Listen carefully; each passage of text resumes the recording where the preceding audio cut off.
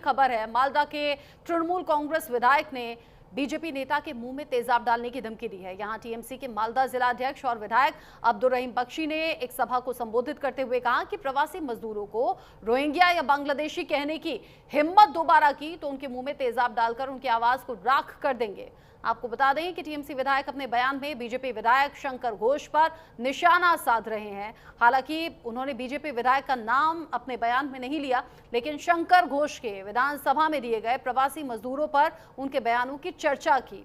और ऐसे में अब ये खबर बड़ी हो गई है। बीजेपी ने इस पर तीखा पलटवार किया है और आने वाले टाइम में अब कार्रवाई की मांग भी हो रही है। दूसरी जो तस्वीर है वो सादगी की मिसाल से जुड़ी हुई है। सांसदों को सीधा संदेश दिया है प्रधानमंत्री नरेंद्र मोदी ने। प्रधानमंत्री नरेंद्र मोदी की सादगी की एक और मिसाल देखने को मिली। पीएम मोदी आज बीजेपी की कार्यशाला में एक साधारण सांसद की तरह शामिल हुए। कार्यक्रम में शुरुआत से ही उन्होंने हिस्सा लिया और ये जो वर्कशॉप थी उपराष्ट्रपति चुनाव की तैयारी के लिए बीजेपी सांसदों के लिए आयोजित की गई थी। इस दौरान पीएम मोदी आगे की सीट पर न बैठकर सबसे पिछली पंक्ति में जाकर बैठे और एक सामान्य कार्यकर्ता की तरह बैठक में हिस्सा लिया। इस तस्वीर को लेकर क्या कुछ चर्चाएं अभी सोशल मीडिया पर हैं, ये भी आपको दिखाएंगे, बताएंगे। तीसरी जो तस्वीर है वो रिश्तों के कत्ल से जुड़ी हुई है। कमरे में पति की कब्र बना दी गई। पत्नी ने ही अपने पति को मारा और फिर जमीन में गाड़ दिया, वो भी कमरे के अंदर। ये पूरी खबर क्या है जानिए। धनबाद में सनसनीखेज मामला सामने आया। मामला टुंडी थाना क्षेत्र का है, जहां पर रिश्ते को शर्मसार करने के साथ साथ दरिंदगी की कहानी भी सामने आई है। एक महिला ने अपने पति का कत्ल किया। यही नहीं, हत्या के बाद पति के शव को घर के ही एक कमरे में दफन कर दिया और अब इसको लेकर अब खुलासा हुआ है। महिला गिरफ्तार भी हो गई है। चौथी जो तस्वीर आप देख रहे हैं साल के आखिरी चंद्र ग्रहण से जुड़ी हुई है। 122 साल बाद भारत में अनोखा चंद्र ग्रहण लगने जा रहा है। साल 2025 का आखिरी और सबसे बड़ा चंद्र ग्रहण भाद्रपद पूर्णिमा पर लगने जा रहा है। ये ग्रहण आज रात से शुरू होकर 8 सितंबर को देर रात तक खत्म होगा। ये एक पूर्ण चंद्र ग्रहण होगा जिसे ब्लड मून भी कहा जाता है। इस रात के चांद का अद्भुत नजारा देखने को मिलेगा। इस दुर्लभ घटना के दौरान चंद्रमा पृथ्वी की छाया से होकर गुजरेगा, जिसमें चंद्रमा धीरे धीरे लाल और नारंगी रंग में चमकेगा। ये ग्रहण भारत में नजर आएगा, जिसकी वजह से सूतक काल मान्य होगा, यानी कि माना जाएगा सूतक काल। ग्रहण खत्म होने के साथ ही सूतक काल भी खत्म हो जाता है। ये 4 बड़ी तस्वीरें आज की 4 बड़ी खबरों से जुड़ी हुई हैं। एक एक करके अपडेट के साथ ये सभी खबरें पहुंचाएंगे आप तक। साथ ही कुछ और ब्रेकिंग न्यूज भी होंगी जो इस बुलेटिन में आप तक पहुंचानी है। तो सबसे पहले जो खबर है वो पश्चिम बंगाल से जुड़ी हुई है। टीएमसी नेता के विवादित बयान से जुड़ी हुई है। यहाँ टीएमसी के नेता ने बड़ा बयान दे दिया। बीजेपी विधायक के मुंह में तेजाब डालने की धमकी दे दी। कह दिया कि मुंह में तेजाब डाल दूंगा। बीजेपी विधायक के प्रवासियों को रोहिंग्या कहने पर टीएमसी नेता भड़क गए और ये ऊल जुलूल सा बयान दे दिया। प्रवासी मजदूरों को रोहिंग्या या बांग्लादेशी कहने पर ये पूरा मामला बढ़ा और फिर ये विवादित बयान सामने आया। ऐसे में टीएमसी नेता अब्दुल रहीम ने कहा कि मैं उसके गले पर तेजाब डालकर मुंह बंद कर दूंगा। टीएमसी के मालदा जिलाध्यक्ष अब्दुल रहीम। टीएमसी नेता अब्दुल रहीम के बयान पर बीजेपी भड़क गई है और कह रही है तेजाब फेंकने वाली बात एकदम गलत है।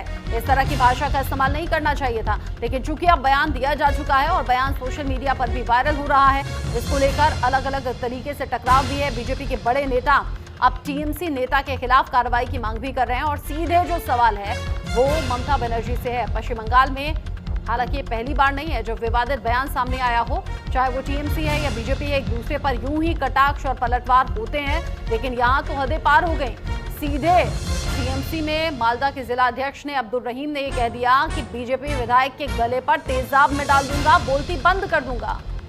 प्रवासी मजदूरों को रोहिंग्या और बांग्लादेशी कहने पर भड़क गए अब्दुल रहीम।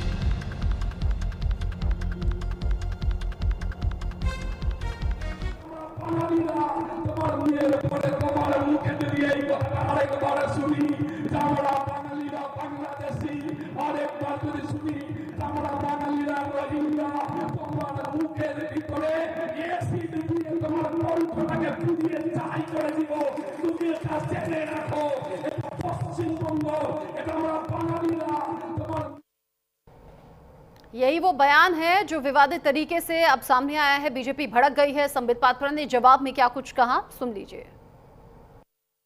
देश के संसाधनों पर देश के ही नागरिकों का पहला अधिकार है। जो ये कहेगा उसको कब्र में दफना दिया जाएगा। और महिमा मंडन उनका होगा जो कहेंगे बांग्लादेशियों का देश के संसाधनों पर पहला अधिकार है, उनका वो महिमा मंडन करेंगे। दूसरा, केवल इरफान अंसारी ही नहीं, झारखंड से बंगाल के मालदा के तृणमूल कांग्रेस के जिला अध्यक्ष जिनका नाम अब्दुल रहीम बख्शी है, अब्दुल रहीम बख्शी, उन्होंने भी धमकाया है। भारतीय जनता पार्टी के विधायक को धमकाते हुए कहा है, यदि आप घुसपैठिए शब्द का प्रयोग करेंगे, यदि आप बांग्लादेशियों के खिलाफ कार्यवाही करेंगे तो आपके मुंह पे मैं तेजाब फेंकूंगा और आपके गले के अंदर तेजाब डाल दूंगा, आपकी बोलती बंद हो जाएगी। अगली खबर दिल्ली से बीजेपी की वर्कशॉप से जुड़ी हुई है। दिल्ली में बीजेपी की वर्कशॉप का आयोजन किया गया। कार्यशाला में पीएम मोदी शामिल हुए। कार्यशाला में शुरुआत से ही पीएम मोदी शामिल रहे, लेकिन जानते हैं खास क्या था? अंतिम पंक्ति में बैठकर कार्यक्रम में प्रधानमंत्री नरेंद्र मोदी ने अपनी मौजूदगी दर्ज कराई। जीएसटी सुधारों पर पीएम मोदी को बधाई दी गई इस दौरान। लेकिन प्रधानमंत्री नरेंद्र मोदी जिस तरीके से कार्यक्रम में शामिल हुए, उसकी तस्वीर अब सोशल मीडिया पर वायरल हो रही है, जिसमें सबसे आखिरी पंक्ति में बैठे हुए प्रधानमंत्री मोदी की ये तस्वीरें सामने आई हैं। प्रधानमंत्री नरेंद्र मोदी की सादगी की मिसाल इसे कहा जा रहा है। जीएसटी सुधारों को लेकर ये बैठक रखी गई थी, ये आयोजन हुआ था, वर्कशॉप थी एक तरीके से। दिल्ली में बीजेपी की इस वर्कशॉप में प्रधानमंत्री मोदी भी पहुंचे, लेकिन आखिरी पंक्ति में तल्लीनता के साथ इस वर्कशॉप में शामिल हुए और सबसे आखिरी रो में बैठी हुई जो तस्वीरें हैं, अब ये सादगी की मिसाल कही जा रही हैं और ये तस्वीर सोशल मीडिया पर वायरल है। जीएसटी सुधारों को लेकर पीएम मोदी को इस कार्यशाला में बधाई भी दी गई। आपको याद दिला दें, अभी जीएसटी के 4 स्लैब घटाकर 2 स्लैब किए गए हैं, जो कि आम लोगों के लिए बड़ी राहत कही जा रही है। ऐसे में जीएसटी सुधारों पर ये कार्यशाला रखी गई थी। साथ ही साथ जीएसटी सुधारों पर प्रधानमंत्री नरेंद्र मोदी को भी बधाई दी गई इस वर्कशॉप में।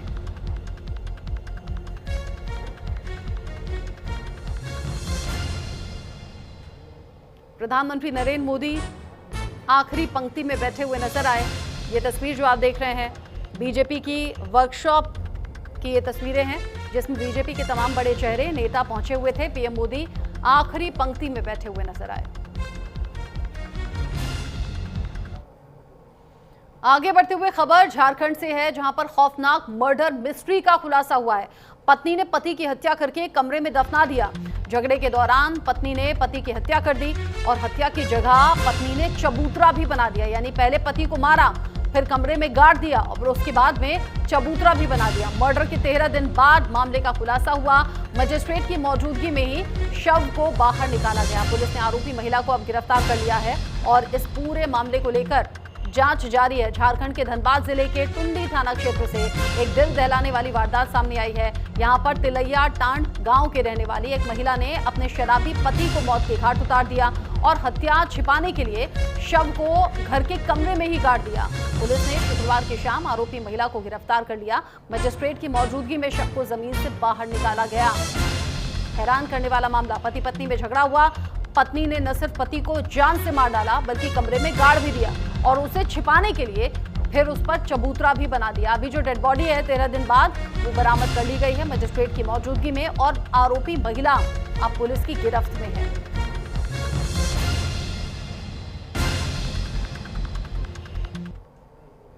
ये बात संज्ञान में आई थाना में, टुंडी थाना में, कि एक सुरजी हांसदा नाम की महिला जिसने अपने पति को, उनके पति नहीं मिले और ग्रामीणों ने बताया कि उन लोगों को शक है कि उन्होंने अपने पति को घर में ही हत्या करके उनकी बॉडी को घर में ही दफन कर दिया है।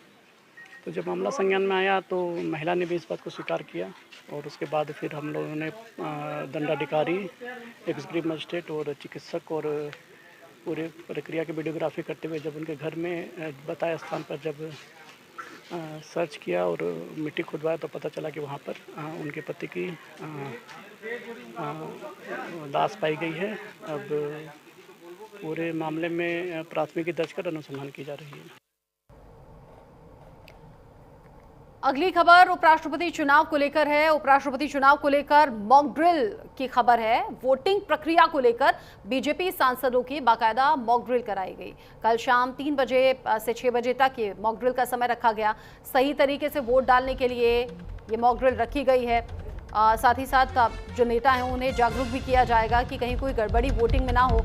9 सितंबर को उपराष्ट्रपति पद के लिए चुनाव होना है। ऐसे में जो सही तरीका वोटिंग का है वो नेताओं को बताया जाएगा। 9 सितंबर को उपराष्ट्रपति पद के लिए वोटिंग प्रक्रिया होनी है। बीजेपी सांसदों की ये मॉक ड्रिल होगी जिसमें ये बताया जाएगा कि आपके वोट देने का सही तरीका आखिर क्या होना चाहिए ताकि वोट जाया ना चला जाए। 9 सितंबर को उपराष्ट्रपति पद के लिए चुनाव है। कल शाम 3 बजे से लेकर 6 बजे तक के लिए ये मॉक ड्रिल रखी गई है।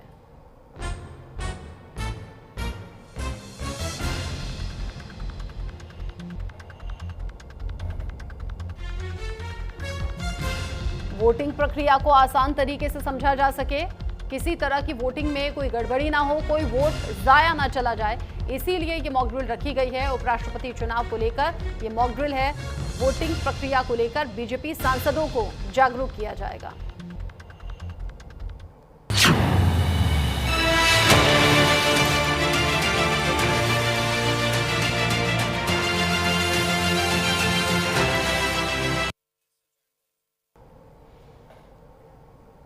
आगे बढ़ते हुए अब खबर चंद्र ग्रहण से जुड़ी हुई। साल का आखिरी पूर्ण चंद्र ग्रहण आज लगने जा रहा है। समय है 9:57 आज रात का, जो कि अगले दिन रात 1:26 तक चलेगा।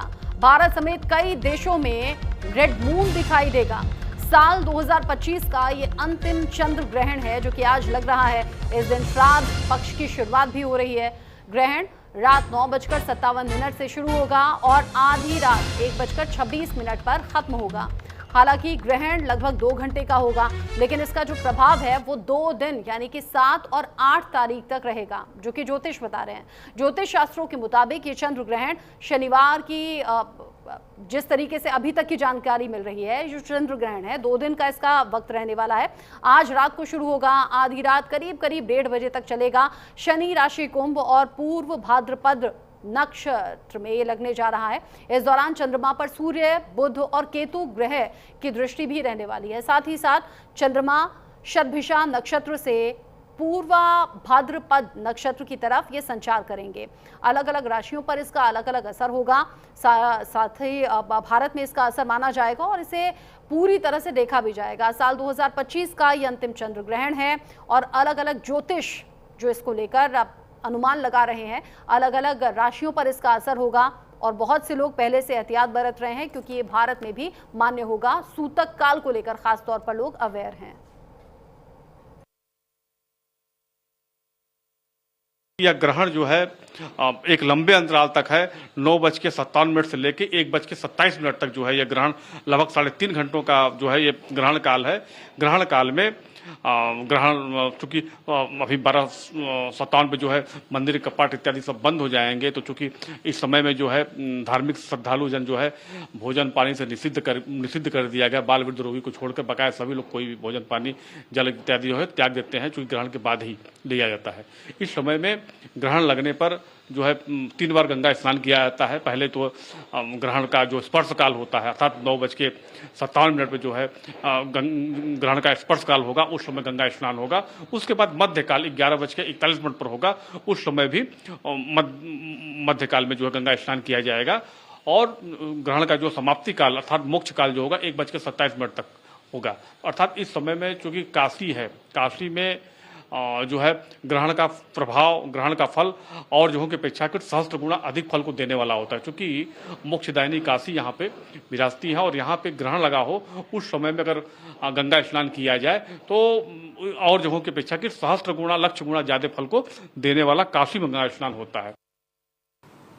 आज रात्रि को 9:57 से रात्रि के 1:26 तक चंद्र ग्रहण रहेगा। चंद्र ग्रहण का स्पर्श जो है 9:57 से होगा और इसका मोक्ष जो है वो 1:26 तक होगा। चंद्र ग्रहण के समय जो है ये कोई भी जो है बूढ़े, रोगियों और गर्भिणी स्त्रियों को छोड़कर कोई भोजन नहीं करना चाहिए और सात्विक आचार विचार रखते हुए अपने जो है मंत्र का जो है जप करना चाहिए।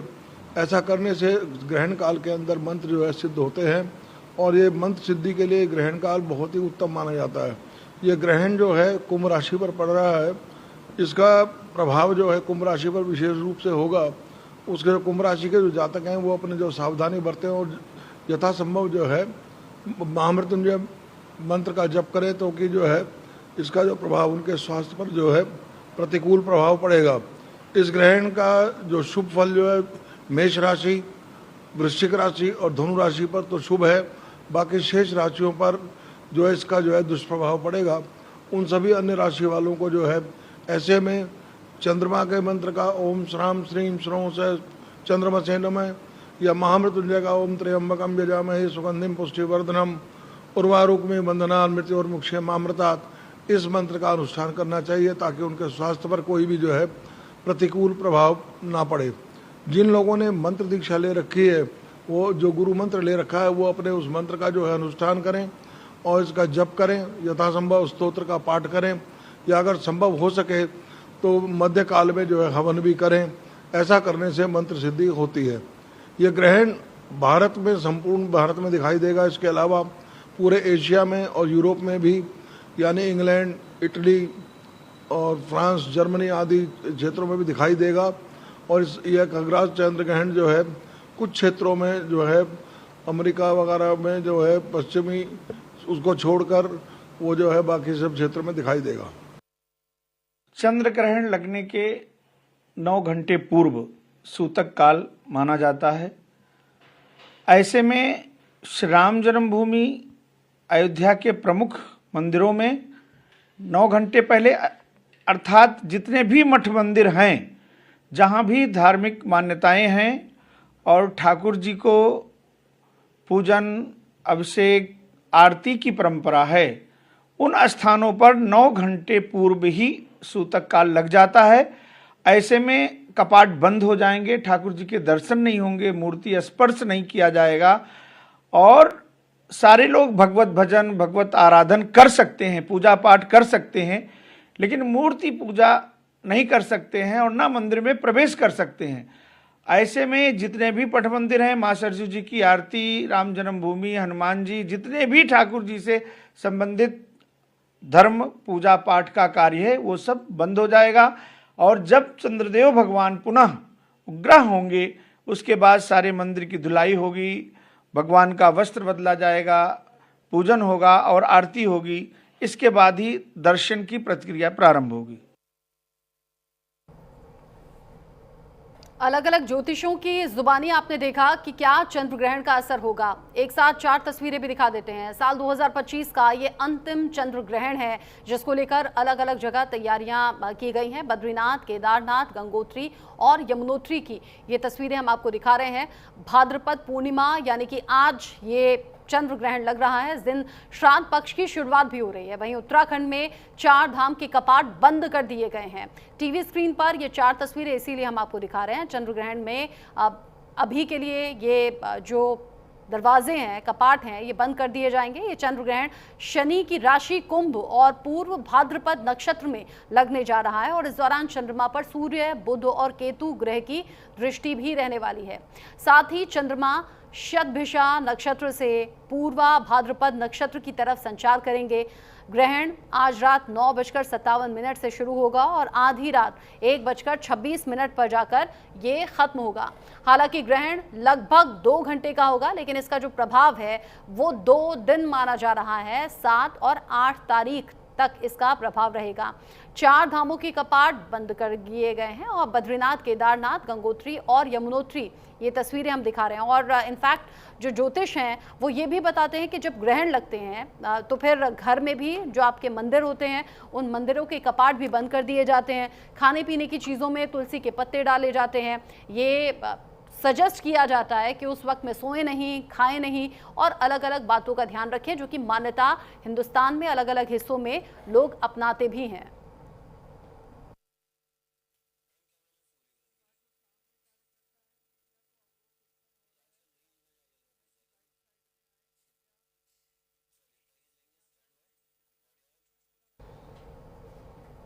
अगली खबर का रुख करेंगे। भारत के आरोप पर अब खुद कनाडा सरकार ने मोहर लगा दी है। जी हां, आखिरकार कनाडा सरकार ने खुद ही कबूल कर लिया है कि कनाडा खालिस्तानी आतंकवादियों ने जो जुड़े हुए संगठनें हैं उन्हें फंडिंग का काम कर रहा है।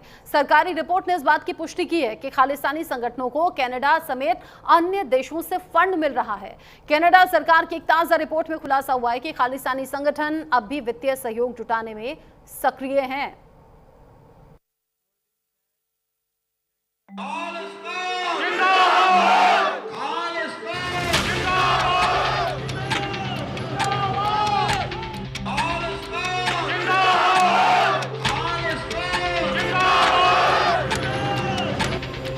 खालिस्तानी आतंकवादियों से जुड़े संगठनों को कनाडा समेत अन्य देशों से पैसे मिलने के भारत के आरोप पर अब खुद कनाडा सरकार ने ही मुहर लगा दी है। सरकारी रिपोर्ट में इस बात का कबूलनामा किया गया कि खालिस्तानी संगठनों को कनाडा समेत अन्य देशों से फंड मिल रहा है।